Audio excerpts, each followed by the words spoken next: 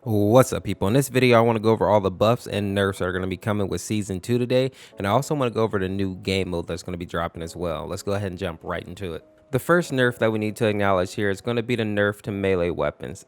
Specifically thrown melee weapons. So they used to be a one-shot right off rip, 100 damage. Now that is going to be reduced to 75 body damage and then 100 headshot damage. Now you can still get those one shots, but you'll have to level most of those melee weapons up to level 2 in order to still do that one shot damage on anybody in the game. Now let's go ahead and talk about some of the changes that are coming to Rogue, starting with Fixer. So Fixer is no longer going to have shredder rounds. Now he's going to have toughen up. So it seems like the idea behind this is that it will make it harder for people to run into Fixer smoke and try to beat him down. And plus, shredder rounds never really had a big value for his kit. Next up here we have Glitch. So they did a couple of things with Glitch. They fixed an issue where he wasn't able to pull out his tablet after hacking. Enemies hit by his hack are forced to put away their abilities and gadgets, and hack range is increased from 20 meters to 25 meters. So a huge buff for Glitch. Now basically he's shutting down Lancer and Scorch, and if you add the increased range to his hack, he's going to be invaluable for teams in demolition now. Ronin's change is going to be now, instead of her knife doing 100 damage, it's going to deal 125 damage, meaning that it can one-shot people again.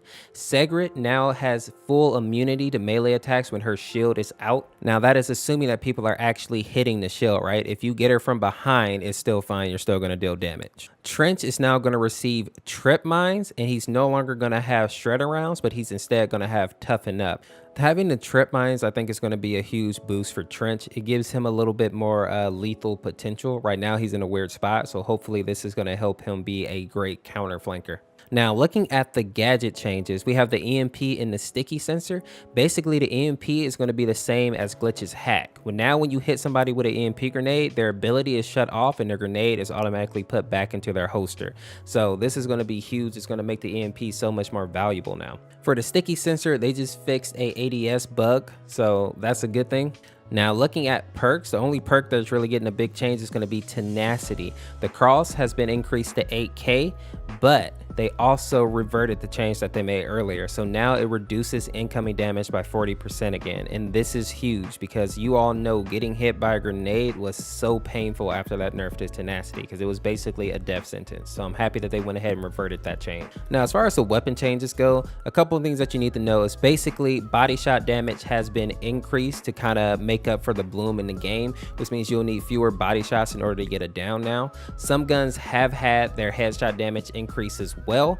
I also want to go over a few of the changes that have happened outside of that. So first and foremost, for our SMGs, so all SMGs had their sprint fire delay removed. The LMP, they fixed the issue where it was receiving a less aim over shoulder accuracy than intended. So now you should feel like this gun is more accurate when aiming over the shoulder.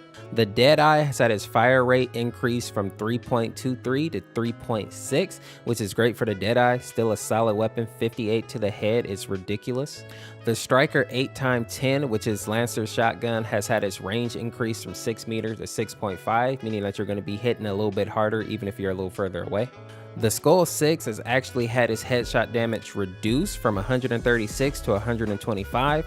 Thing to note here is that it's still a one-shot headshot, and then the fire rate of it increased from 1.85 to 2.0.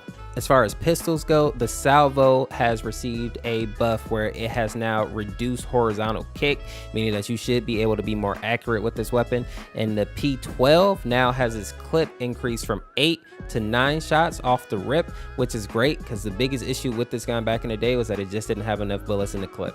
Now, a huge change that I wanted to say for last here is going to be the tier. So this is Fixer Sniper. So the clip size is now reduced from 2 to 1 bullet. The headshot damage is increased to 150. So it is a one-shot headshot again. And the body shot damage is up to 80. So it's kind of like Sniper's Phantom back in the day. So it's kind of a buff and a nerf at the same time. This is an interesting one. Let me know what you think about the changes to the tier. Now, let's go ahead and talk about the new game mode.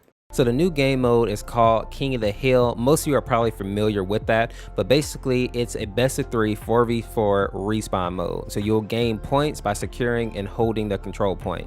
Each round is going to last 5 minutes. Each second on the hill will gain you points, but you must remain within that area. The hill will move to a different location every 75 seconds, which is good to keep people from camping so much. The first team to 150 points, or the team with the most points when the time expires, wins the match, and sudden death will occur if the losing team is on the hill when the match timer runs out and continues until every team member has been removed. In terms of ranked, the new change that is coming to that is going to be rogue bans. Just to note, this will also be in custom matches as well, but basically during rogue selection, each team may select a rogue to ban before selection begins, and basically that rogue is going to be banned for the entirety of the match, so it will still be banned even when you switch sides, right? Let me know who you think are going to be the top banned rogues. I'm thinking Fixer, Vi are probably going to be auto bans most of the time, and I'll throw Seeker in there as well. Let me know who you think. So people, that'll do it for all the latest updates for Season 2 in Rogue Company. I'll make sure to keep you informed if some more stuff pops up. Let me know what you think of the new season. Thank you for watching. Make sure to go ahead, subscribe, and share this video out. We'll see you in the next video or live stream. Peace, peace, peace, peace, peace.